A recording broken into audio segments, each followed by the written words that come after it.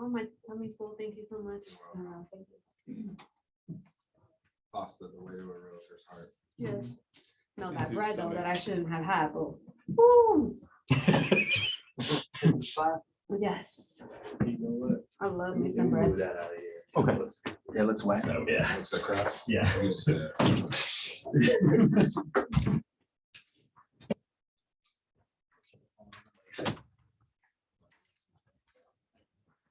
mean, it's okay. I'm gonna. Hey. Oh, we got the whole squad. I need Sorry to about be that. told. You good?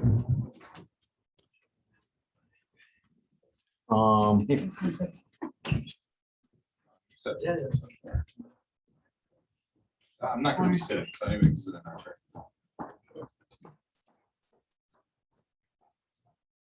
What's going on?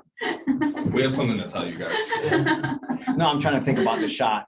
Since we're doing it in this room, I like it because there's a lot of energy in the room, but also it looks like we're trying to pack people. Yeah, I know. So like I'm trying to figure, You wanna put your bag down there? Sure. I'd like to find a way to seat everybody. Let's see if we can find a way to kind of seat everybody. Get you like a real, get you guys like a real seat. I don't need a seat, so somebody can. You'll be born on 3 chairs. You want me to keep this open for the air circulation? Yeah.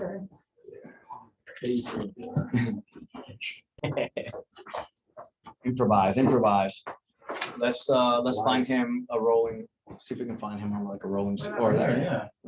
There you go. There you go, nice. Or windows. in there. No. Window has precision. So just a little background word. So we're going to be filming a commercial for Davos team. So we're going to get some people on camera. Already had some testimonials, but today's lesson is going to be from Zach, and we'll go into that. So Emilio, you let me know when you're ready, I'm ready. and we'll get this thing started. Right. All right, guys. Welcome to Davos team. Appreciate you guys coming through for today's training. So today is going to be kind of a special day. We're going to bring in our top lender. One of the things you guys, we realized that we weren't actually letting some of the new folks know. We've added some new folks to the team. Kevin's one of them, obviously. And we didn't make it clear to some of the new folks in the team that, you know, Home First is actually like our preferred lender. This is the people we want to give the first shot at every deal to. We understand that some people have different relationships and stuff like that, but it was funny. It was brought up that, you know, some people are like, oh, I didn't know we were supposed to try to do that. So we want to definitely kind of reintroduce Home First to you guys today. So Zach will tell you a little bit about his story, but there's also some tools that that you guys are not particularly using, because we often mention them in the meetings and not everybody's at the meeting, or they're kind of mentioned just kind of in passing, but not actually explain, you know, how to leverage this to make you guys' life easier and make you guys more money. So as always, since we were kind of short on time, let's just start with like 2 great blessings, like awesome ones. If anybody's got any fantastic blessings they wanted, this is personal, business, small, big, whatever the case may be. I have one. So I am super blessed this week because I have an transaction that was like at the right, like at the, what's that? Like the cliff? The urge, yeah. Right, the like edge. right, the edge of the cliff. And I thought it was just gonna fall apart, but no, I kept my composure, worked with everyone that we needed to work with, and we are closing today. And one thing I do, because I don't know what's happened. So apparently, I don't know if you guys are into astrological stuff, but I am not. But I do know that apparently Mercury is in retrograde, whatever the fuck that means. Okay. Yesterday, I literally had 5 calls just like this yesterday from agents from all over the organization. And I literally went to my girl and I was like, is something in retrograde? I'm like, something's happening today, because everybody called me yesterday, like bugging out about a deal falling apart. One thing I want you guys to know is that whenever this happens, the best thing to do is, number one, stay calm, because even when it looks, you know how many times I've had a deal on the operating table and it was like flatlined, and I'm looking at the screen and I just like, let me try one more thing and save that deal, right? And what you guys got to understand is that in every deal, there's these kind of unknown forces, right? And the unknown forces is everybody wants to get paid, right? Buyers want to buy, sellers want to sell, agents want their check, more lenders want their check, title companies want their check. So everybody in this transaction actually wants it to keep going, no matter how much of an asshole an agent is being. Like that agent is hurting themselves, right? So if an agent's threatening you, telling you that they're going to take your client's deposit if you don't extend the date and all that stuff, that's all bluster. That's what they think they have to do to be worth something, right? But the reality is all they're doing I know the is, deal we're talking about. was it? Well, it's actually happened. I told you I had 5 of these calls yesterday and it's happening. You got to understand that these agents, they don't know how to act, right? And they don't know that they're sabotaging their own damn deal, right? So just understand that even if they're acting like that, you stay calm and you say, hey, the first thing we always do is number one, align, say, hey, I can certainly understand your frustration. All of us want this to close, right? It wasn't nobody's intending to do this. And I want to make sure that, you know, if they're representing the seller or the buyer, whoever it is, I want to make sure that they're happy and that they're happy with you and everything like that. So I'm doing everything I can on my side, even if none of that is true, right? Because you need to let them know that you're really trying to work to get this thing closed, and it'll calm them down. Because if I had an agent call me, not one of you guys, but one of them said, it was literally, there was a pod in the driveway. You know, those pods that you put stuff in. It was going to be there one extra day. The buyer's bugging out because the closing was today and it was going to be there another 12 hours and all that kind of stuff. Even if you think that's ridiculous, which is what the agent was saying, her response was, it's only 12 more hours. Don't ever say something like that. Because even though that's very logical, you think that that's the dumbest thing I've ever heard. You're going to make a big deal out of the fact that there's going to be a pod in one side of the driveway for 12 more hours. To them, it's important. So you say, hey, I can certainly understand your frustration. I hate when things aren't closed, you know, exactly the way your buyer wants it. And I will do everything I can to do that. Let me talk to my seller and see what we can do. Right. And said, so we, you know, you can come back with a couple of options. Say, hey, you know, we can close now and, you know, they can wait the extra 12 hours that this pod will be gone. Or if you'd like, we could extend the closing date. So that way your buyer, you know what I mean? And just come with some solutions. So when you do that, you will save deals. The agent will be grateful. You'll be able to get the deal done smooth. So great job. I appreciate the New York Lexi didn't come out on that one. One more blessing. We'll get started with our boy, the Blaze. One more blessing. No, not starting with you. I have one. I just looked at you because I like looking at you. I have one. Yeah. Okay. So I pretty much learned how to do open house, and that's the best thing. I did one in Saturday. It was in my neighborhood, which is great. Summer Lake is just a wonderful neighborhood. And from that, we did 10-1, and I got like 6 leads, hot leads. They wanted to buy like Yesterday. 850 to $1 million. So I'm very excited about that. And the best part about that is not the money, it's how I'm doing that, because I just focus in, let's make it happen. So I bought some signs, the open house signs, and I go there and I put the sign. I'm very anxious about that because I like to do that. And the door knocking part is one of my best things that I can do because I like to talk with people. So I'm very excited to be Fantastic. doing that, and especially in my neighborhood. So That's awesome. That's Let's give very them all a round of applause on that. And I like that because you're doing the thing that when I first met you, you were doing solar, door to door. yeah. And you're one of the few people that actually likes to do that. So why not go that route? But remember where I used to talk to you back in the day, and I'm like, dude, what do you do? How much money are you making doing solar? He's like, not much. And I'm like, okay, well, why don't you do this for real estate?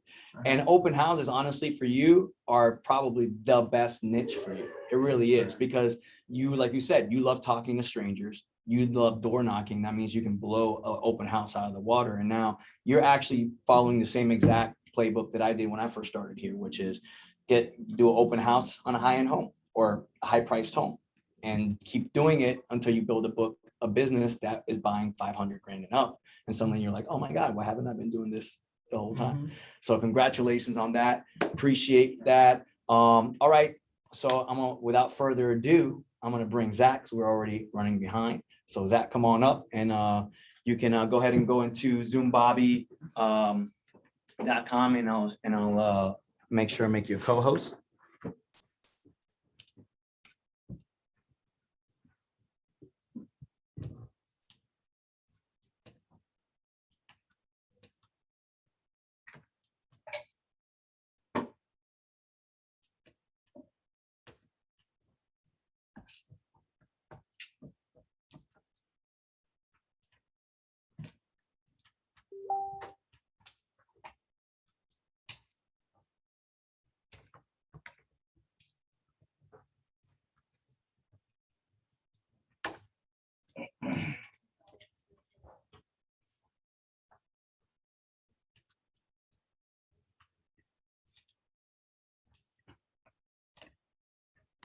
Recording in progress. Yeah.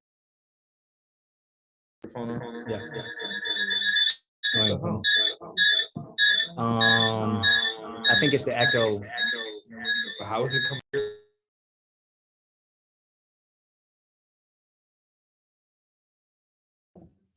Hello. I'll Just I can turn- move- I can move mine. But there's nobody even on here, so forget it. Please. I just text them. Is anybody gonna get on? Just mute your computer. That's good idea. That's it. That's all we need.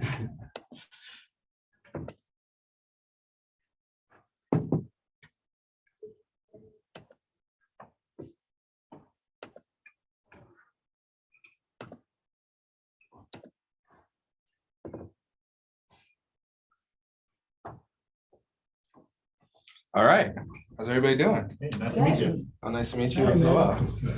So Bobby and I were talking and I said, let's kind of do like allow me to reintroduce myself type of session with you guys. I know that I'm somewhat integrated with some of you guys. Some of you I've known longer than others. And I really just kind of want to take the opportunity to go through some things with what's going on with us, where we're going as a company, what we're offering agents, what we can do to help you guys scale your business, do a little bit of mastermind and kind of just see where this goes all together, right? And allow you guys to get a little bit more intimate with myself, understand where my head's at, where I'm looking to go and see how we can really help you guys grow and scale your business. Is that fair? Yeah. Cool. So just out of curiosity, has everybody done a deal with Home First here? Everybody's closed a deal with Home First? Who hasn't? Yeah, who has not closed a deal successfully with Home First yet? You closed a deal with me? I haven't closed the deal in general. Okay, well. I'm in the process of trying to. Okay, cool. So you've closed a deal with me? You I'm about closed to deal- close, but- You're about to close deals? Everybody here's, Wendell, you I closed a have deal with me? pre-approvals. Pre-approvals? You've not officially closed a deal with me? Okay. And maybe an awkward question, but who considers Home First Lending their preferred lender? Okay, so we got one no, so you're in I the mean, front, it's- Anna, when you. It's not that. I just, I haven't I'm really big on connecting with lenders Mhm, because it's a representation of who I am. mhm, So I haven't had someone from Home First yet mhm. that I've connected with. So it's not about the It's not a company personal wise. thing? Yeah. Who- it's Out of just curiosity, who did you close your deal with? Caleb, Okay. which I love him, but Okay. I'm afraid to send him people. Why? Try Jocelyn. That's what Annie says too. Oh my gosh, Annie says she's the same. amazing. So why are you afraid to send him people? I don't want to send him people who aren't ready because Uh-huh. he's so busy and he's so knowledgeable that I'm I don't know, it's just weird. I don't know how to explain It's a it. limiting belief. Yes, How do you it think he is. gets It's his all, business? it's all a mindset for me. So Yeah. it's something I have to get out of and just Yeah, send it to him until he Caleb is says the it. #1 loan officer in Home First Lending, and probably top 5 LO in all of Orange County. So he He closes. intimidates me with that. Yeah, So. he closes, I don't know, 250, 300 transactions a year. So he's very, very good at what he does. He's been Home First for 8, 9 years. Mhm. So I don't really have kind of a plan where I want to go with this. There are some things that I do want to get out of here as far as making sure you guys are fully integrated in my system and explain to you why that's important and some things you might not understand. So let's do a little bit of discovery at first. So out of curiosity, are you guys all exactly where you want to be in your business today? And don't give me a fluff answer. If you're cool with just closing a deal a month and you know, maybe you got a little trust fund on the side or something like that that nobody knows about, that's cool. But like, how many guys are really satisfied with where you're at in your business today? No. So what is the difference between you and the next guy, right? Like, can we all agree that there are agents in this business today that have started the same time of you that we could consider, I hate to say the word more successful, but maybe they're a little bit farther and more matured in their career than you are for any particular reason? So what do you think the reason is for that? Like, what are some of the challenges that you guys are facing daily? Sometimes, And I don't want to hear the market's bad and I can't get people under contract. And if you want to go down there, then we could talk about that too. Sometimes just delivering value and knowing what value to give. So some people will give you a broad answer, not knowing where to take that, and using the resources, even title company, lender, yourself, this company. Sometimes I forget to explain just who EXP is. Trying to get in, if you want to let her in. So like remembering that the resources that are right there available need to be communicated with everyone from the start. Yeah. Okay. So I'm not- Thanks. I think for me, it's consistency. Like, Consistency. I've been 2 years, and the first year I wasn't consistent. I wasn't consistent until probably February of this year. So it's creating a plan and being consistent with it is my thing. Okay. So do you do real estate full time? Okay. What are some other challenges? Following up, Follow up? having a system to follow up. Ooh, you guys are giving me all the ammo I need today. All right. So you lack follow up? I lack. You like being because consistent I and lost follow a up. buyer because Okay. I lack follow up. Okay. Meeting new people, Meeting new Or meeting new people. So clients, where do you, so meeting- like networking prospects, maybe, right? yeah, prospect networking. new Not giving prospects. up on clients too. Mm. Okay, so Like, if they're not ready to buy. no, I this know what you month, mean. I'm trying to put a trigger word for that. Like follow through. oh, I know. I guess it would go under follow-up too. Nurturing.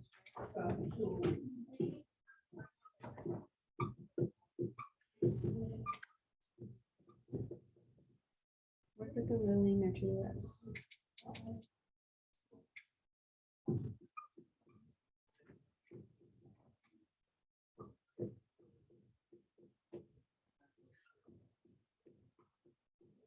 That's why I ask you. You just let them go. Yeah, I know, I sometimes like, then you hate it if you've nurtured them so long. All right, what else? I'm sure you've seen my notes sometimes. I would say that big thing for me is mindset. Mindset?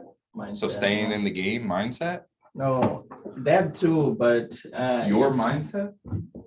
Yeah, mindset. Your mindset is not good? Sometimes. get that on Sometimes yourself. it's like, I'm Negative. I'm very positive that I have like 5 buyers ready to go, Mhm. and then all of a sudden they call it, oh, you know, Okay. you're making some offers and it's not getting accepted, Okay. you know, Any- where it goes. And you guys think you have a problem with this? Be honest. I do. Because Closing? it's not very easy. Right? Yeah, closing, yeah. So it's like Not very easy. relationships versus transactions. And your ability to close, how this goes back and forth. I think I lack knowledge in the lending process. Okay, Yeah, I would agree with that. Because and it's this deal that I have that we're supposed to be closing today, I've learned a lot so far because I really want to know what is the steps from start to finish. How many times are they running the credit? That's right. What, when they go into underwriting, and then I didn't know that they're after underwriting, when the underwriter gets they send their approval, Mhm. it has to go under another quality check. Depends on the deal, yeah. So I didn't know any of that, and I would like to know stuff like that just so that I can provide value. Yeah, it's learned knowledge, like Okay. you require that over time. What else? So going around the room, Say conversion. conversion, Yeah. okay, Devin talked yesterday about expectations, setting expectations, so I would say that So you have a challenge setting expectations Yeah. and then things don't go the way that people expect, so they lose faith in you. Yes. Mhm. Assumptive selling. Yeah, you know the process, you know what it takes, you know how long it'll be, so let's just go start. I think a big one for me too is dealing with different personalities. Mm. Because I'm used to my previous jobs, I'm on the phone and I'm not meeting you in person or anything like that, but this is like really a relationship, and even if you don't like what they're doing, you have to kind of adapt. Right. What else? You didn't say anything. I didn't. I said, Why aren't you where you want to be today? I mean, I'm just so new. That's not an excuse. There's agents that come in here that close 3 deals in the first month. Probably just, lack of knowledge, I guess you could say. Lack of knowledge. Where do you Also, where do you spend your days? Majority. Like, what's your daily schedule look like? I wake up and come here sometime in the morning. I stay here. You stay here? Yeah. Are there any buyers here? No.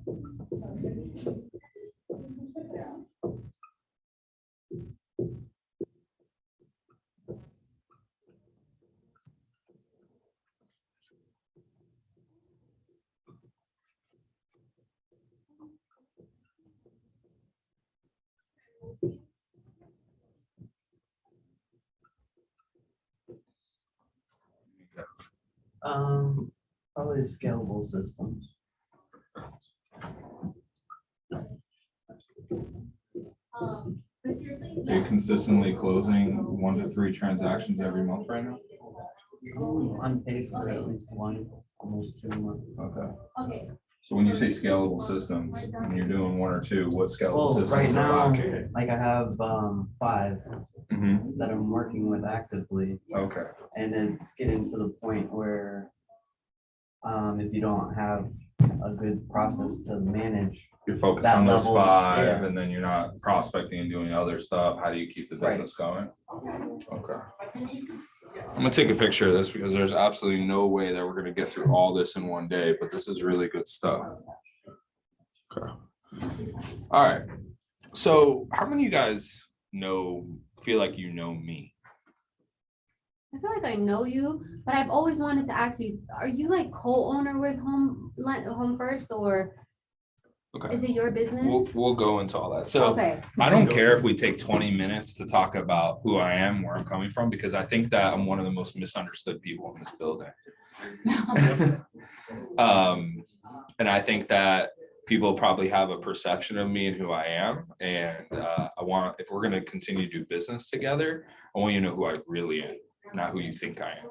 So there's an uncomfortable question I'm going to ask you, for me, not for you. And what is your experience of me?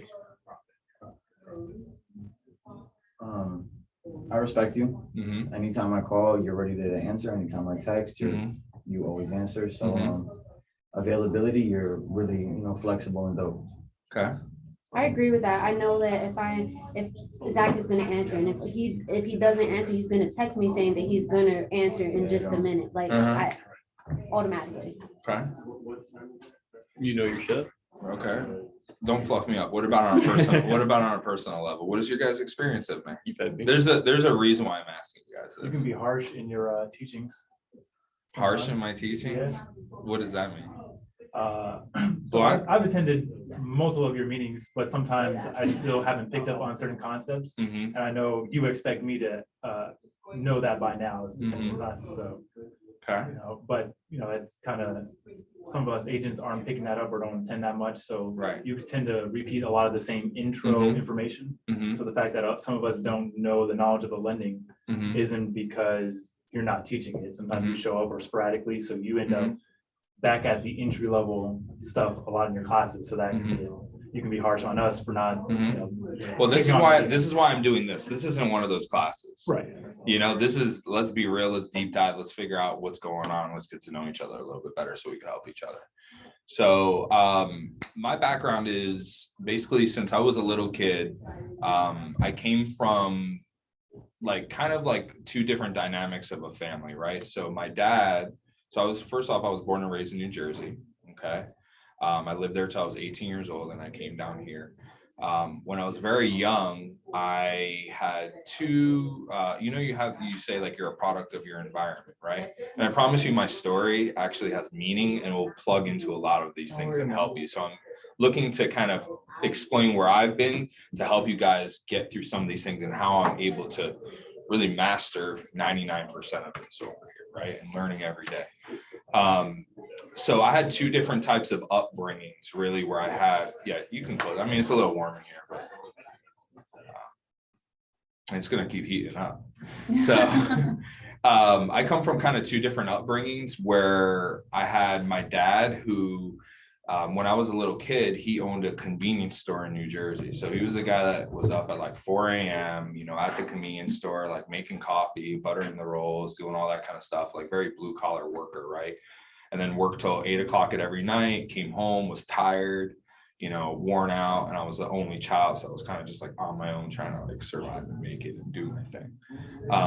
Eventually my dad, he was a family man and he kind of like gave up that life. And he's like, oh, like I want to be around for my family. So he kind of went into like corporate America, still had like a leadership position, from the entrepreneurial spirit. He was a franchise consultant. He helped big companies grow and open up. Like, has anybody lived in Central Florida for like 15 years? Mm-hmm. So you remember like where the plaza, like the shops, like right downstairs where the elevators are, like they're always changing those stores. There used to be a Cold Stone Creamery there. So that's actually how we moved to Florida. Was my dad was a franchise consultant. He used to run Cinnabons in the tri-state area. And they asked him to come down and build out that store. So he used to do stuff like that for like food service industries. He would come out. So from a very, very early age, I essentially have been in sales my entire life. When I was 5 years old, my dad put me at the register in the convenience store, like, cute little kid, right? Ringing up people, but he would taught me how to like upsell at a very early age. Like somebody comes and they want to buy like a coffee or whatever. I'm like, hey, do you want a pack of cigarettes? Do you want a butter roll? Like this was my first exposure, right? Is like talking to people. So that's why I'm very comfortable kind of like talking and, some of my life lessons and some of the things I've learned, like is always ask for the business, right? So one attribute to my success, and that's why I guys ask you, is that I never leave any opportunity or any stone unturned. If you interact with me, I'm not afraid to ask for business. I could be a coward and come in here and say like, who has used Home First Lending, right? And like I was expecting her to say that she had a bad experience with Home First, and I was 100% okay with that, right? Because I want to face it on. I want to get the opportunity to ask for more business because that's what I was trained. When my dad was working at Cinnabon and I started to become of age, I was the type of kid that like in senior grade, is that how you say it? When I was a senior in high school, they're like, oh, you could leave at 12 o'clock and go work. I was like, oh, hell yeah. I'm gonna leave work early. Because I always wanted to make something of myself. Really, I had that desire and that urge for a couple different reasons. Because of my dad and kind of the things that he taught me, but also my grandfather was a founding partner of a company called Wison Company in New Jersey, major accounting firm today, recognized as one of the biggest accounting firms. And my grandparents were very bougie. Okay, do you guys know what bougie is? What's bougie? Fancy, right? Like they retired and came down here and like their country club living and like there's a couple Yankee players like in the table, retired Yankee players in the table there. My grandma would bring a little satchel with her to dinner that had Ferragamos in there because when she had her heels on after dinner, her feet needed to be comfortable, so she put her Ferragamos on. And that's when I started making a little money in the mortgage business. The first thing I did was go to the Ferragamo store because I wanted to live that because I had money now to pay for that, right? So I had kind of like that pulling at me, but my dad's hard work, like if you want anything. My dad was the type of guy that when I wanted rollerblades, like anybody remember aggressive inline skating where you would grind with your rollerblades, right? Like I used to skateboard and then it was aggressive inline skating. I was like, Dad, I want to buy skates. He's like, how much is it?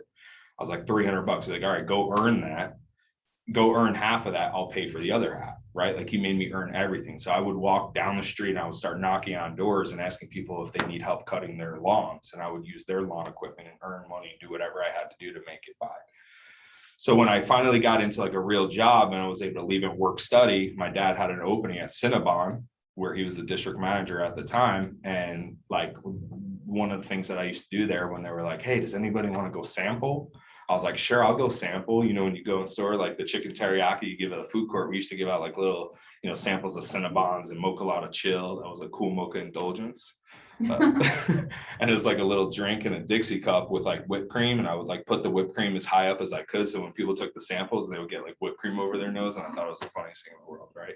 So basically just had like a lot of jobs like that. Like I said, I was always selling. I probably worked at 10 different kiosks in the mall, selling anything you can imagine, from cell phones to kids' books and CDs with their name in it at the holidays, scarves.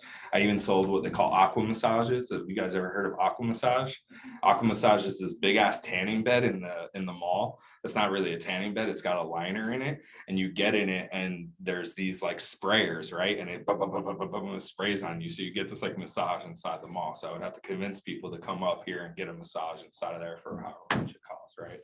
So one thing that I really enjoyed was watching all these businesses do all the wrong things. And as I was growing up and going to, I can't tell you how many jobs, I would always look at the owners and I would say like, you could be doing this right. It was all about service for me.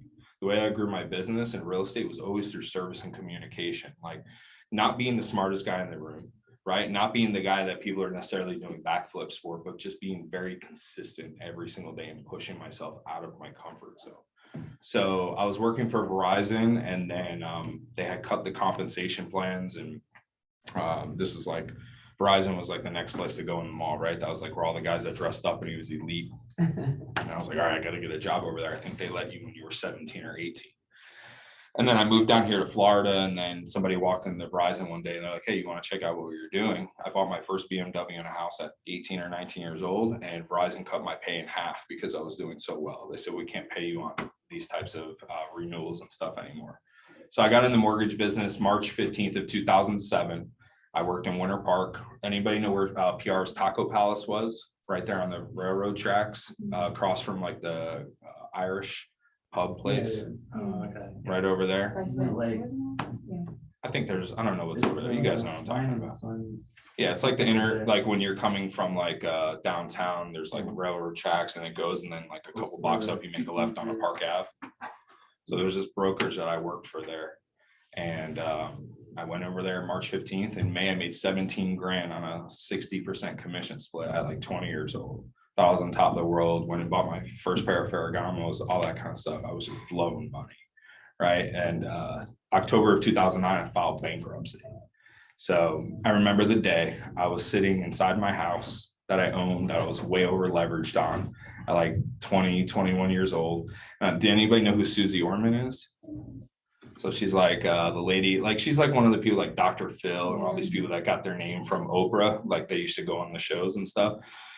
And she was talking to two couples on TV. I remember I was doing my laundry, single guy. I just had a big pile of laundry, you know, like I never actually folded it. I remember I was trying to get my room clean that day, and I was watching Susie Orman, and she says, she was interviewing people that were trying to retire, right? So one couple comes on, they're like, Susie, I want to retire. And she's like, all right, tell me about your situation. She's like, oh, well, you know, we're going through this and that, and you know, we're not making ends meet anymore. This is what, 2009, right? And she's like, we're paying our mortgage with credit cards, right? So she was paying debt with debt. And then the other person was like, oh, you know, we lost 40% of our 401k in the crash, you know, in 2009 when everything was kind of crashing. Can we retire? We were supposed to retire early, blah, blah, blah. She's like, oh, you're probably still on track, but maybe you just need to work for another 2 years. And at that moment, I realized that I was living a lie in my life, that I was way over leveraged at 21 years old. And I was in the mortgage, I had just gotten into the mortgage industry, and we started doing loan modifications for people that were crashing on their mortgage. And I would talk to people every day that hadn't been making a mortgage payment for 3 years at that point, or different things. I was like, okay, I could stay in this house and not make any payments and be like everybody else, or I could make a decision. Right. And I made a decision that day, like literally that moment. I think I called 2 people I trusted as mentors. I was like, hey, this is what I'm doing. I'm way over leveraged. I'm 30 grand in debt. I have this house that's now worth, guess how much my house was worth? So I bought it for $234,900 in 2007 or something, 2006, 2007 as a pre-construction home, because I convinced my dad. I said, Dad, let's put money into real estate down here. So he put 20% in. By the way, when I went to go buy my first BMW at Verizon, my dad, very conservative, He said, I'm not letting you buy your first car, BMW, until you get me off the house. So I refinanced 100% of the house at a 7% interest only, took out 50 grand, gave it back to him, went and bought a BMW the very next day. So I had zero equity in the house because those loans were easy to get at that time. Basically that house went from $234,000 down to $88,000 during that time in 2009. So I was like, okay, I need to wipe the slate clean and start over. So I was driving a Honda S2000, those little convertible Hondas, right? I drove it to SunTrust. I was not delinquent on my payment. Before I did that, the day before, I went to Chrysler and I walked in there and I said, hey, I need a car. And they're like, wow. I was like, oh, it's for my girlfriend or something like that. Because at that time, I already had a car loan. And I was also maxed out on my credit cards. So I got the car and they gave it to me. A week later, they called me and they said, oh, the financing went bad. You're going to have to bring the car back. Like, we couldn't get you approved. My grandfather went on the loan, thankfully, for me. But I had drove up to SunTrust. I parked my car, was not delinquent on the payments. I owed like 40 grand on this S2000. I walked in and handed them the keys. I called the bank and I said, your house is perfect. I just put new floors in. It's a year old. It's in great condition. I'm locking up the door. Where do you want me to mail the keys? And I got them to do a deed in lieu of foreclosure, which basically, instead of going through the whole foreclosure process and drawing it out, they just basically, I forfeited the deed over to them. So it didn't hit my credit and I filed bankruptcy. So I had a voluntary repossession, a bankruptcy, and a foreclosure all at 21 years old. Okay. Pretty fucking crazy. That year, my dad passed away. Okay. At 52 years old, he left me, a 5-year-old and 8-year-old son. Right. So you could say that I have a little chip on my shoulder. And the reason why I work so hard, and the reason why when I walk around the office with resting bitch face half the time and people don't understand me, is because you missed the best part. You told him some personal shit that I would have liked to hear. Yeah. What do you say? Now he has resting bitch face. I actually have one. So the reason why that I have RBF all the time is because I'm very locked in. I'm very intense. I'm very private. You guys might think that you understand and know me, but the reality is that I'm on a fucking mission, right? I don't tell a lot of people this, but I built from being negative and bankrupt to, I do well, right? I've got a great real estate portfolio. I have 3 young children, house, all that kind of stuff, but it's only because I was relentless in my pursuit every single day. So when you see me and I'm disinterested, or I seem like I am not engaged, it's so far from that. In fact, when you get to know me, I'm probably one of the biggest givers. My life's mission, literally, I have a mission. It was very hard for me to find what my mission, my purpose was, because I was so focused on just money, because I operate out of fear of loss. That's another lesson. It's like, use your fear and your anxiety that you have to fuel you for your success, because you can turn your anxieties around and actually help yourself be successful as a result of it. But this has been recording the whole time, huh? Yeah, that's all right. We don't have to. No, it's all We're good. gonna go to. I didn't say anything. It's just for the team. I just want to make sure we're not running out of battery. No, it's all good. So my life's mission is to basically provide opportunities and experiences that you never imagined for yourself. That is my mission. So a lot of the way that I move, a lot of the way that I act, I move in silence on a lot of things. Just know that if you do approach me, and sometimes I seem to be like disinterested, it's not because I'm arrogant or any of that. It's just because I'm super focused and I have a lot of anxiety and I put a lot of pressure on myself to perform. You know why I pick up the phone and call back every single time? Is because if I don't, my OCD kicks in, because I have something outstanding in my brain that I can't close off. If Bobby messages me, he's like, yo, a client or an agent complained or something about this, I'm calling him 3 seconds later. He's like, bro, it wasn't that fucking serious. Like, it could have waited, because my anxiety kicks in, because I always want to resolve everything. So I'm what you call an external processor. An internal processor, maybe like your wife or your spouse, where you get in a fight, they just say, leave me alone. I'll get over it. I'm the exact opposite. I'm like, babe, is everything okay? Like, babe, like, you don't have to be mad at me. Like, can we resolve this? Because it just eats inside of me. So I've been able to take that in business. And that's why Bobby is branding me the deal doctor. If you guys don't know what that is that basically I'm very good at like essentially being like a master negotiator with underwriters. You give me a situation, I just have a certain way to basically talk to people to figure it out. So I tell you all this because I want you guys to use me more than just your mortgage lender. I want you guys to use me as your friend, as your business partner, as your confidant, somebody you can confide in. Guys, I aired out just a very small part of my dirty laundry. We all have a story, right? I've been broke, I've been bankrupt, I've done fucked up shit in my life. I've been arrested, by the way. Okay. Yeah, like I've been arrested. I've had a DUI. You know, I've lost my dad. My mom is fucked up, walked out on us, you know, half of my family's gone, you know, or 95% of my family's gone. It's just me and my kids and my wife, and that's it. Like I live a lonely journey. I'm on a fucking mission. And until you really get to know me, like you just know what kind of time I'm on. But I'm telling you this because I'm not just a fucking loan officer for you guys. You guys are underutilizing me, my company, and what we're doing. And I want you guys to not be reactive. Like Bobby basically said to you guys, like, don't be involved. Don't be like those other agents, right?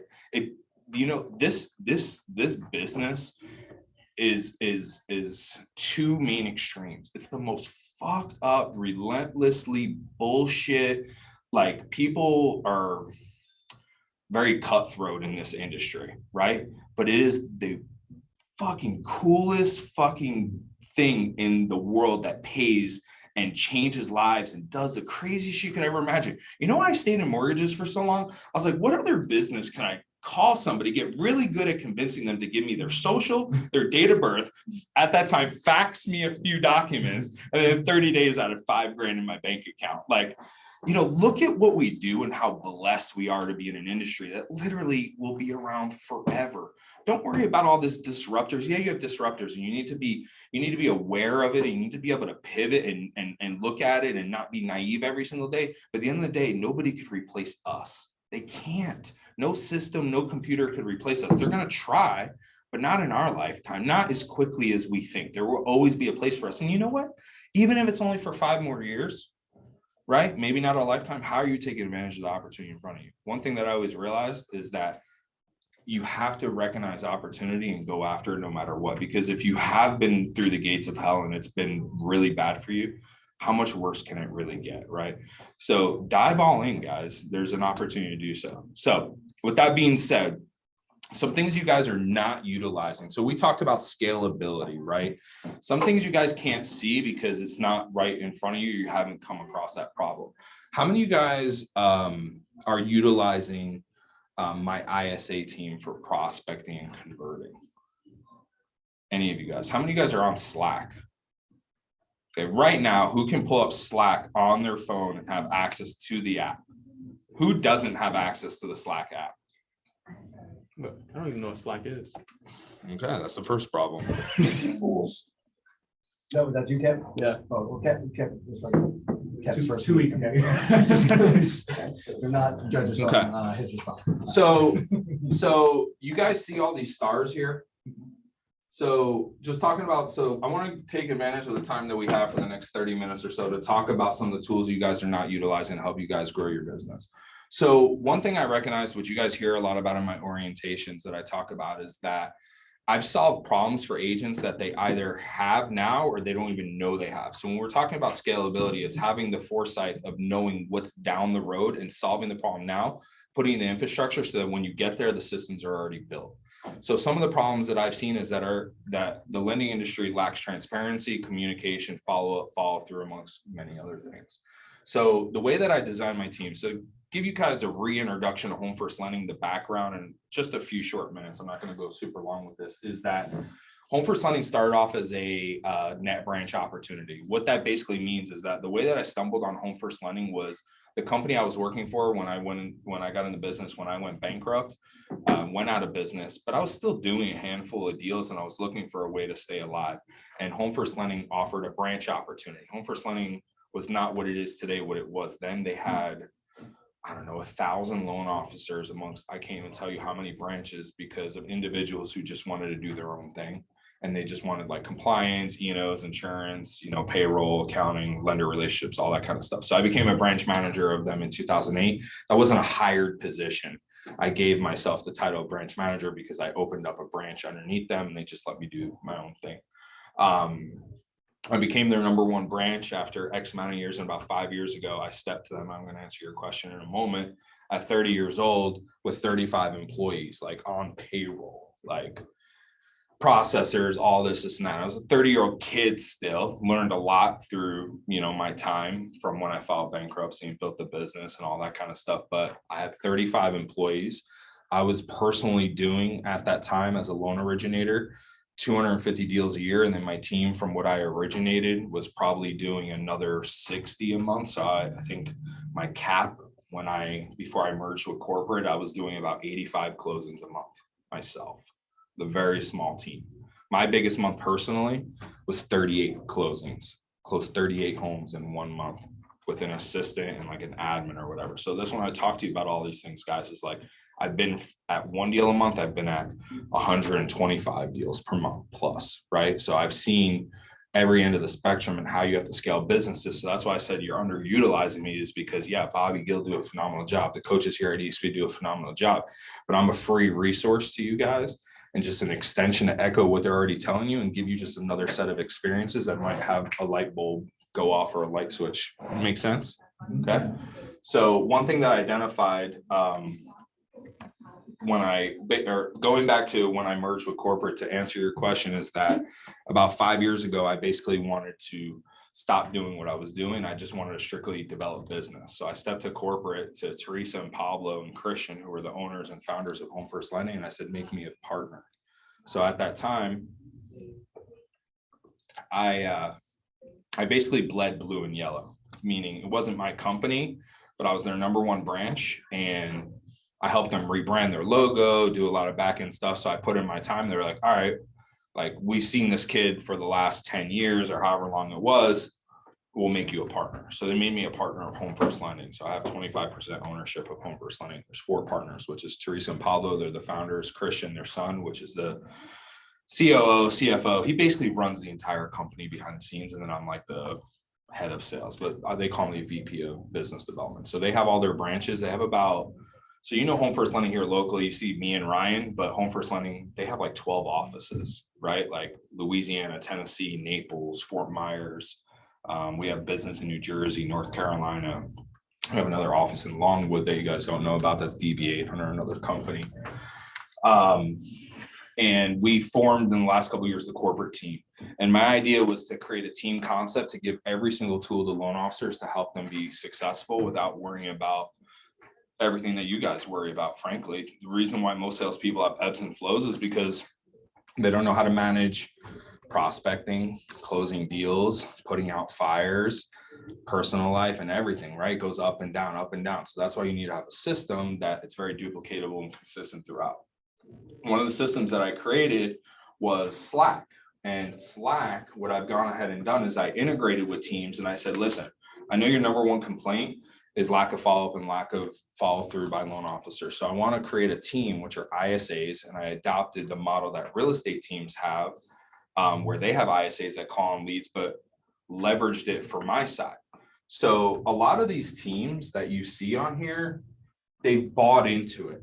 They fought it at first, but then they bought into it, and all their businesses has grown as a result of it. So like as an example, you guys know who the Figueroa team is?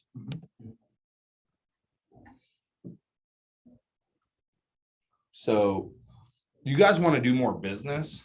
You think you need more leads. You don't necessarily need more leads. You need more leverage. Okay. So as an example, we have a synergy and an energy going through here. Like Jay says, like, hey, let's give it up to Nelson Mercado for the Pre-Pro La Casa family. Keep it up. Great work. We're all celebrating each other.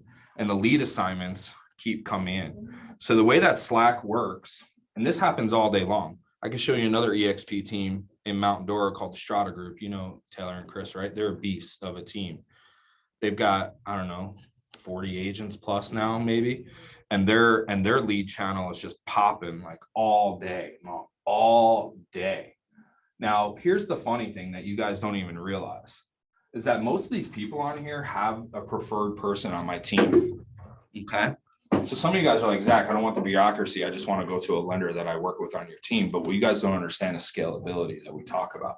No matter how good Jocelyn is, Jocelyn can only be as good as she is if she's working on now opportunities.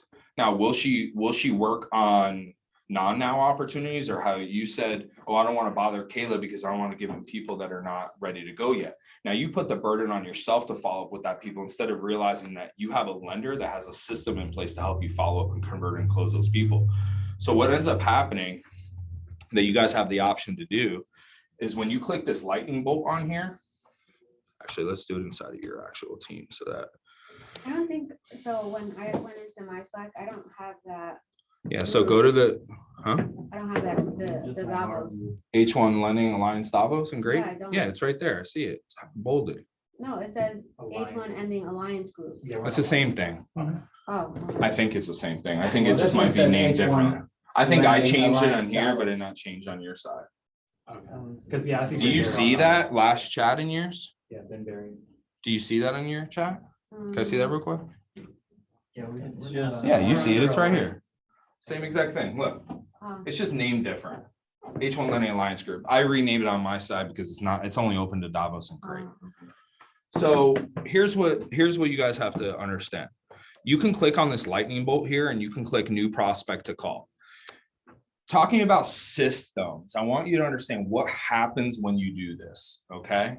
So how many of you guys have a preferred LO within Home First that you just call directly? So who is that for you?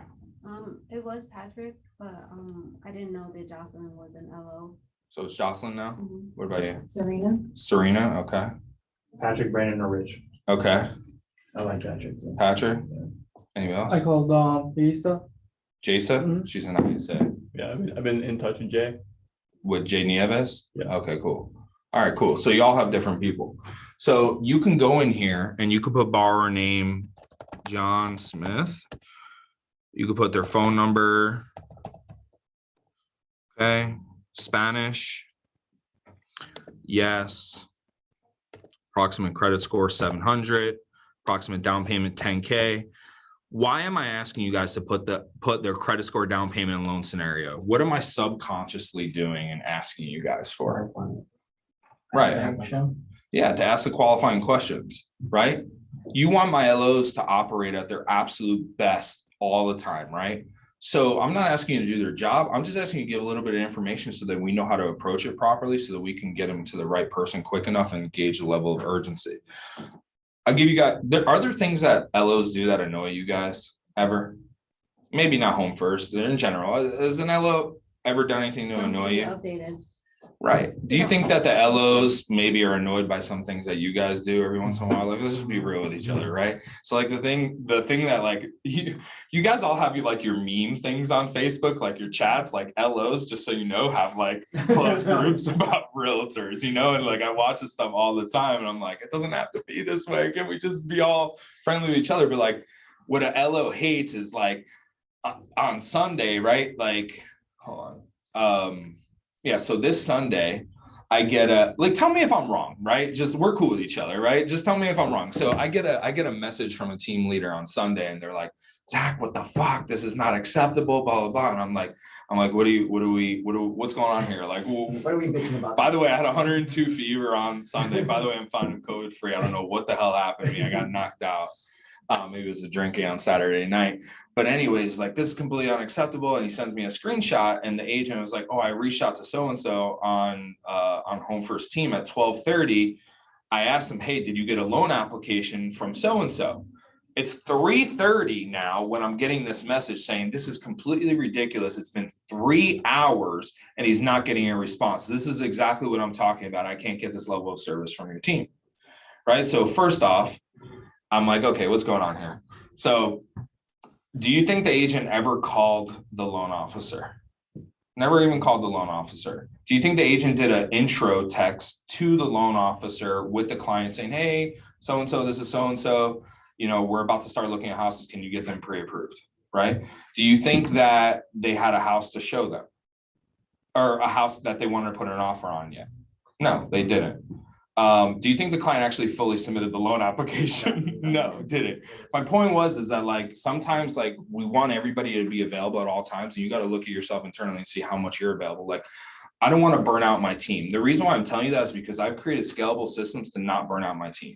Like my team works really hard. They're in the office. There's a lot of my LOs are actually salaried. My structure on my team is that they're salaried plus they get commissions, and they only work our book of business. Like they're 100% dedicated to you guys. They don't have their own books of business. Those are the types of people I hire and train in my organization. I say, you're coming and working for us. So I like to give them a little bit of time off, but that doesn't mean that we're not available. We're available 24/7, 365 days a week to here to serve your clients. And I want to make sure that you never have a situation where you call one of my LOs and they're unavailable. And that's why I've done this, because what ends up happening is you go in here and you say, first time buyer, lead status, urgency.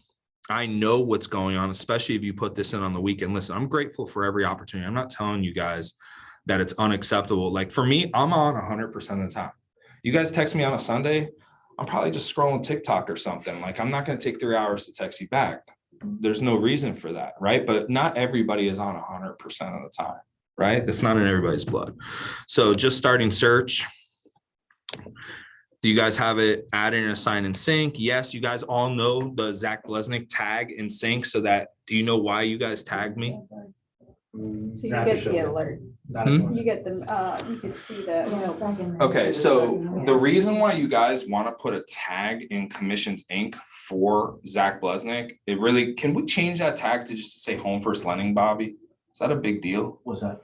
I guess you know how in sync, like they can tag me so the lead comes to my CRM. Yeah. It says Zach Blesnick. Maybe I can get Christy just put the first name Home First, last name Lending. Yeah. You know what I mean? So it's a little bit easier for them to understand. The reason why you guys tag me is because we've set up an integration. I use Follow Up Boss as a CRM, but I figured a way out through Zapier, which is a third-party program that essentially when you guys assign it to me, it goes up to the cloud to this program called Zapier, and then Zapier is integrated with my CRM and it comes down. So when you guys assign it to me, it means I can get to that lead quicker because it's in my ecosystem and I don't have to worry about not entering the lead in or manually entering in. It comes in my system. And when I make stage changes or I put notes, it's supposed to come back to you. So if you guys are not receiving notes and stage changes, which I know that you've given me feedback on, please be vocal because it's all about the user, right? Like, and my LOs are not using the tools, just like if you guys are not using the tools, my tools are only as good as the people that are using them. So give me that feedback so I can get better. So the team knows from our side, we assign it to ourselves when we take it out of the pod. You can also assign Zach as the lender. So that way ISAs can reach out and then make notes, it goes back to you. Otherwise, if you assign it to yourself and you just do your own contact your lender, you're probably not going to get receive updates. Yeah. And now I'm gonna give you guys all the reasons why you want to go through this opposed to just sending it to normal lender. So you've got a LO preference and that LO is Jocelyn. Put Jocelyn here. I'm gonna show you what it does. An account executive, you want to select me or Ryan, which I'm your account executive for this account. You press submit. Now, hopefully my team does their job properly. Welcome to the party. Sorry, thanks. You didn't miss anything. So see this little button right here that comes up, it says claim this lead. So what's supposed to happen here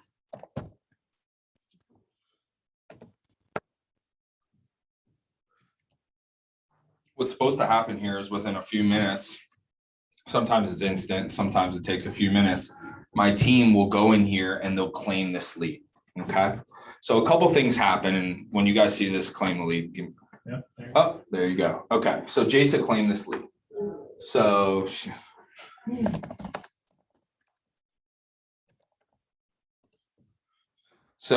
hopefully she'll figure out it was a fake lead, but probably not. She'll probably end up calling it. So a couple things that you guys want to understand that happens here. So first and foremost, the reason there's an additional reason as to why you guys want to tag me. So what I've gotten really good at is conversion, okay? And what we do is we do a lot of retargeting, okay? So I don't think, maybe you guys haven't closed a personal deal with us, so you're not in my ecosystem, but we send out emails every single week to our database. So once a week, my marketing team goes into my Follow Up Boss and they pull all the new Zillow leads, the sync leads, Ylopo, Realtor.com, Realtor referrals, everything that I have. And all that content, have you ever seen like Ryan and I recording with our videographer? So a lot of that stuff doesn't make it to social media because we're using that for retargeting ads within our ecosystem and our database. So what we got really good at is generating leads from our past client database, but also from the leads that we get. And we're working on it every single day. So when you assign me the lead, your chances of conversion is much higher than you just calling the lead on themselves. So even though that client is not ready to go right now, is it going to convert 100% of the time? Maybe not. Maybe it only converts at 5-10% of the time. But if you send it through ISA, my marketing team pulls it, I'm retargeting to them by sending them valuable information. None of my stuff is spam. If you watch my videos, it's all very informative stuff, right? I'm sending them out videos, and you know what my videos and my emails have? They have call to actions. You know, my call to actions are click funnels. So how many guys are actually using the click funnel that we've given to you guys? It's basically free. It's $5. I think we pay for it. I just don't know how to get to it. I don't. Okay, so we're gonna have to do a follow-up class. There's a lot to cover in less than in an hour. Okay, so we send out click funnels, which is basically is asking people, like we're tapping them like, hey, check out the 60-second quick qualifier tool. Hey, do this. Hey, do that. So the more lead, it's a numbers game, right? So the more leads that you send through our ecosystem, the greater chances of us being able to reciprocate with an actual buyer that's gone somewhere. So while you think, let me hang on to this lead, and I'm not saying you're inconsistent in your follow-up, she did. I'm saying that if you're her and she's inconsistent with a nurture buyer and you put it in my system, when you're slacking, my system is doing its thing. Right. So, but if you don't get into my ecosystem, I can't help you guys close and convert more leads. So I'm email marketing, right? We just installed our pixels on every single one of our funnels. So now every single one of your funnels, you guys that are using them now have Facebook pixels. So when you guys send out a lead and it comes to us, now they're on Facebook, they're going to be seeing Home First Lending. They can't get away from us. We're going to be tracking and following people everywhere, right? Because we want to convert what we have. Most real estate agents, you hear it in my trainings, they chase low-hanging fruit. They only work with the willing. They try and nurture the rest depending on how their systems are set up, right? And they usually forget about the rest. So I always say, work with the willing, nurture the rest. Don't forget about the rest. Most people just are chasing low-hanging fruit. You guys all want to scale in your business right now. You guys have an easy 2 to 3 additional transactions per month that are right under your belt that you're not getting because of lack of follow-up. Literally, they say that you need to call a client in all these seminars, like what's the number, like 7 times or something. So you know what most people equate that to, because they have a general sense of what sales means. They think that you need to call a client 7 times to convince them to buy with you, meaning you get them on the phone, number one, they say, hey, I'm not really interested in buying a house right now, but give me a call back next week. You call them back next week, I'm a little bit more interested. Maybe I'm thinking about doing it. Why don't we talk about it next week? You call them the 3rd time, right? Yeah, I'm starting to warm up to hear what you're saying. 4th, 5th, 6th, 7th time, you finally convert to a sale. That's not what they're saying. What they're saying is that sometimes you need to call, well, that's partially what they're saying, but what they're also saying is that sometimes you just need to call people 7 times to get them on the phone, right? That we're missing opportunities because we'll meet somebody in an open house, we'll meet somebody out at a restaurant, we'll meet somebody somewhere, we'll be sitting next to somebody on a plane, we'll meet people. You're talking about meeting people. You're meeting enough people. Each and every one of you guys is having a conversation about real estate to at least 1 to 2 people a day. So you have more than enough people. What you're doing is you're thinking that the people that are expressing interest to you because they don't engage with you and they get disinterested, or you get disinterested very quickly, is that you give up on them. Instead of calling them 3, 4 times, 5 times, 6 times, 7 times, and communicating with them in different ways. So, trying to get their attention. So whether it's an email, some people are an email with a video like BombBomb, shooting them a text, calling. I have agents that I text, say, this client's disinterested. I say, well, did you ever pick up the phone and call them? No. Well, why don't you just pick up the phone while we're in front of each other right now? They pick up the phone. Hello? Yes, hi. What do I say? I don't know. Ask them if they're interested in buying real estate. Like, we all have a perception of how people want to be communicated to. You got to mix that up. Because the reason why people don't pick up the 1st, 2nd, or 3rd time is just because you're not a priority to them in that moment. It's not that they're not interested. They express interest.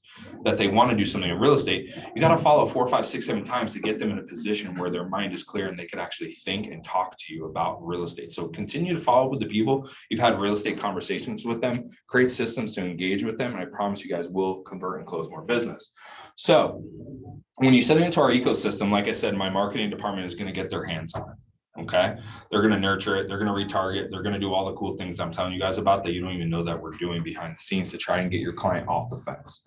Now, Jasa, Marcel, and any other ISAs I have. So one thing you guys need to know about my LO team is that when they come on as a salaried employee, they are required to go through my ISA department for 90 days. So they come into the industry instead of going commission only, they come in and they're able to work 90 days under a salary with bonus, and they learn everything there is to know about calling clients, nurturing a database, creating tasks, follow up, asking qualifying questions and getting the fundamentals before they go into an LO and have the anxiety of having all those other variables involved, right? But my ISA department, they don't develop business opportunities like I do. They develop business opportunities through here, but they're not loan originators. They're not marketers. They're not in leadership. All they do is call, follow up, and nurture leads every day. So Jasa, she's like my shining star, and she has a follow-up system. They have to follow lead servicing protocol that I've literally made a whole playbook on, that when you put it in here, not only are they going to get in the CRM if you don't have it integrated with us, they're going to call, text, email multiple times. We're developing a new CRM right now that is going to be teeing up our team for the opportunities and making them more efficient on their follow-ups. We're going to be doing ring lists, voicemail drops, texts, calls. There's going to be a lot more. Our conversion plan is getting even more dialed in. And she's going to call and she's going to be a beast. Jasa gets compensated based on how many applications she brings in and also conversion. So she's trying to have really good phone calls. She has to convert anywhere between, at a minimum, to get her bonus 50%. Our target is 75%, which means that when she's talking to your clients, her goal is to get at least 75% of those people to an application status. Now, when you send a lead to an LO, depending on the day, right? If they've got a closing going on, if they've got a personal situation, they've got anything going on, that's going to determine the level of follow-up and touch points that they have with your client, right? So on a good day, you call an LO, they call it once, client doesn't pick up, they call it the next day, client doesn't pick up, they send a text message, by the third day, they're forgetting about it. Just like you guys are probably forgetting about it, right? Our ISAs, they don't do that. They call, text, follow. So I've now compared over the last 6 months, a lead going to my ISA team versus a lead going to my LO, and the level of conversion to get them to an actual application is higher. Now you have your anomalies like your Jocelyn's and certain people within my organization that, they don't need an ISA, because you give them a lead, they're going to freaking call up and follow up and do. But even Jocelyn, the best of them, I want to continue to scale Jocelyn.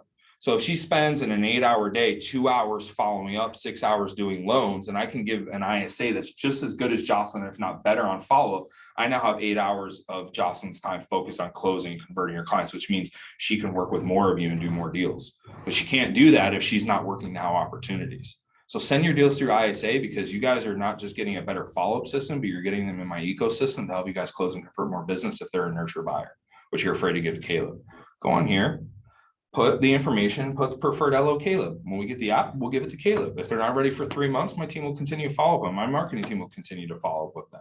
You guys got to use these systems, because a lot of these things that you guys are talking about today how many of your guys buyers that you're working with on a daily basis use financing? What percentage?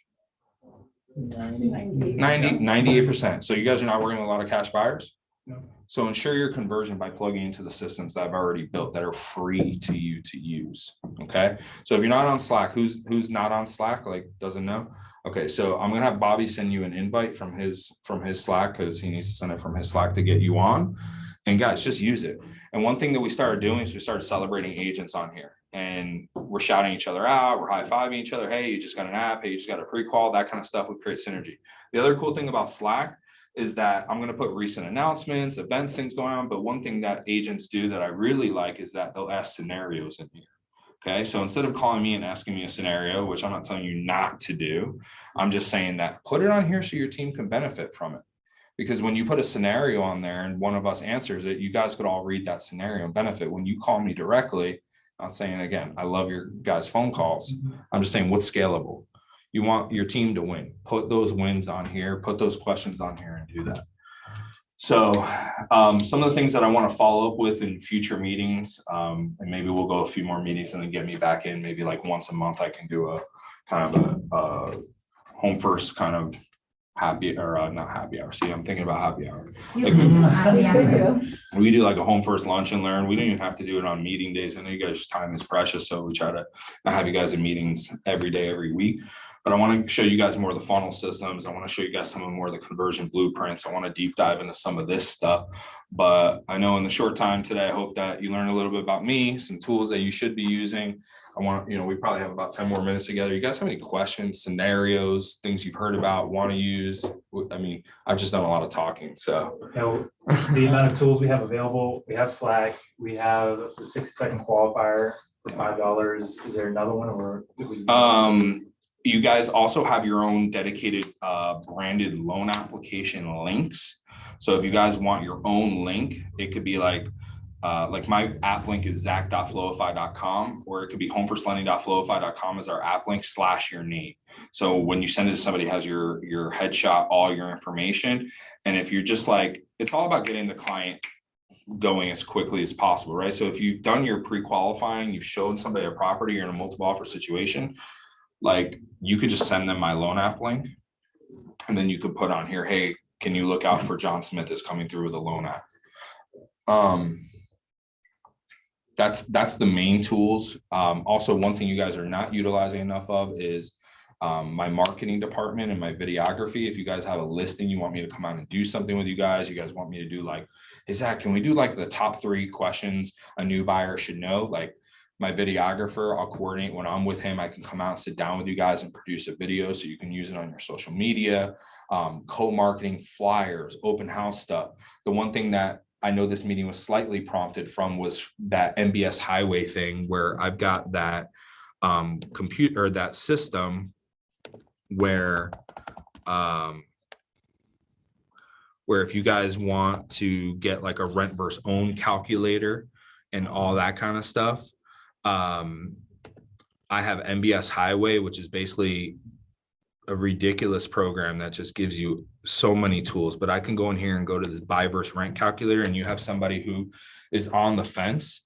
So give me an address of a listing or a recent property you guys have shown.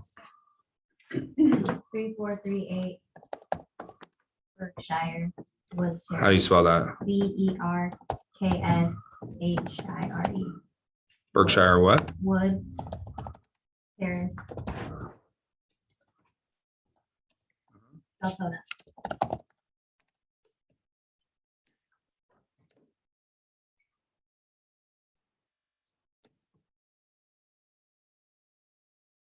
What is the purchase price? 300. I don't know why this didn't come out.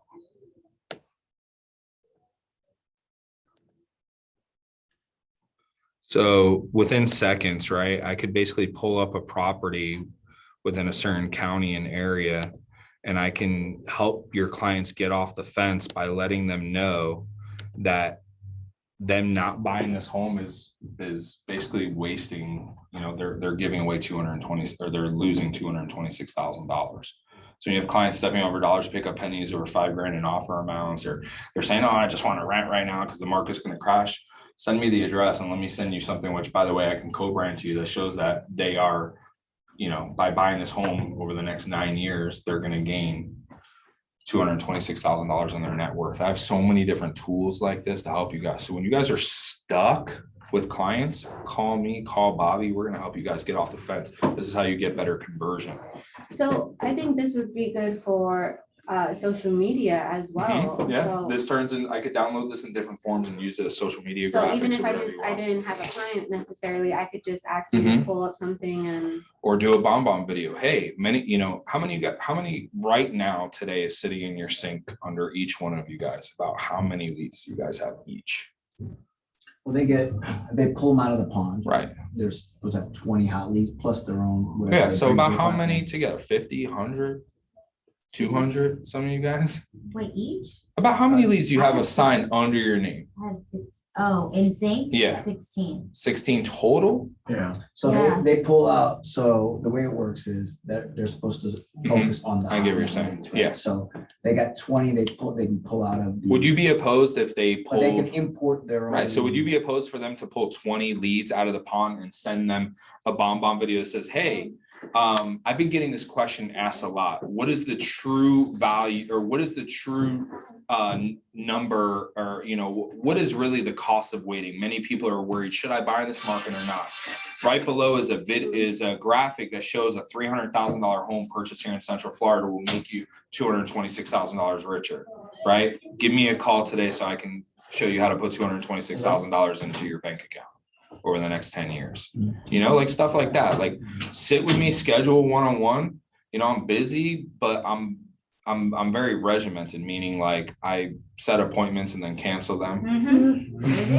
I was supposed to have a bunch with Annie today, but I can, you know, you guys can use me like for one-on-ones, like Zach, this is where I'm at with my stuff. This is what I got going on. I'll do a customized marketing plan for you guys as far as, you know, what tools I have and how you can implement them into What your we could business. do is maybe like once a month, we do a live meeting like this. Everybody opens up their platform and they go through leads, and then you give them ways to attack the Yeah. leads that they have on their platform. Right. So hey, this person right here, why don't we send them this right now? And then everybody just starts sending people stuff on their platform that like, hey, how do we connect with this person?